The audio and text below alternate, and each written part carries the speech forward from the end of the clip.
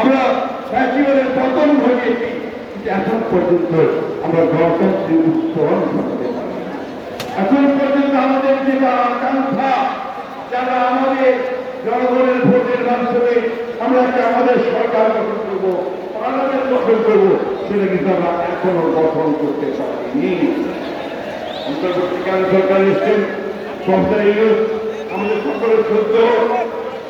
আমরা তাদের কাছে বারবার অনুরোধ করছি যে সংস্কারগুলো দ্রুত সম্পন্ন করুন এবং সংস্কার যে ট্রান্সলেটকে পাস করছেন, এটা কিন্তু বিএনপি প্রথম করেছে।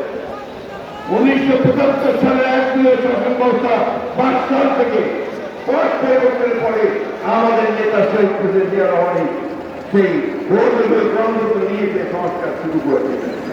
এবং এই যে আজকে আমাদের সাংবাদিক ভাইরা এখানে অনেকগুলো ক্যামেরা নেতা নিয়ে এই সংবাদপত্রের যে স্বাধীনতা, মিডিয়ার যে স্বাধীনতা, এটাও শহীদ প্রেসিডেন্ট জিয়া রহমান দিয়েছিলেন সংস্কারের মধ্যে।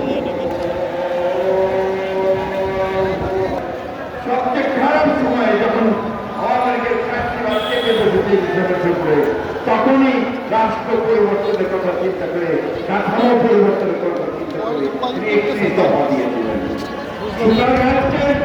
এই শ্রমিক সমাবেশ থেকে আমরা দাবি করছি অবিলম্বে সংসদ সরকার যেগুলো একমত হয়েছে সেই সংস্কারগুলোকে আপনারা ইমপ্লিমেন্ট করেন, সেগুলোকে কাজে সংস্কৃতিগুলো নিয়ে আসেন এবং দ্রুত নির্বাচনের ব্যবস্থা করেন। যেগুলো একমত হবে না সেগুলোর মধ্যে চাচা নির্বাচনকে সই করে পরবর্তী বন্ধুরা বক্তব্য দীর্ঘ করার কোনো সুযোগ নেই। যেই জন্য কথা বলতে চাই যে আজকে বাংলাদেশের অস্তিত্ব নির্ভর করছে গণতন্ত্রের উচ্চারণের উপরে।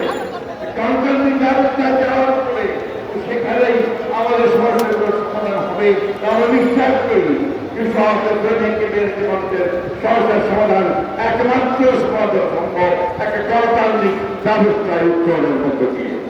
আরেকটা কথা বলে শেষ করবো, দয়া করে রাজনৈতিক দলগুলোকে ইগনোর করে, অবহেলা করে, জনগণকে অবহেলা করে এমন কোন যুক্তি করবেন না যে যুক্তি বাংলাদেশের স্বার্থের বিরুদ্ধে যাবে। আমি আমার শরীর ভাইদেরকে আন্তরিক শুভেচ্ছা বেতন জানাচ্ছি এই দিবসে।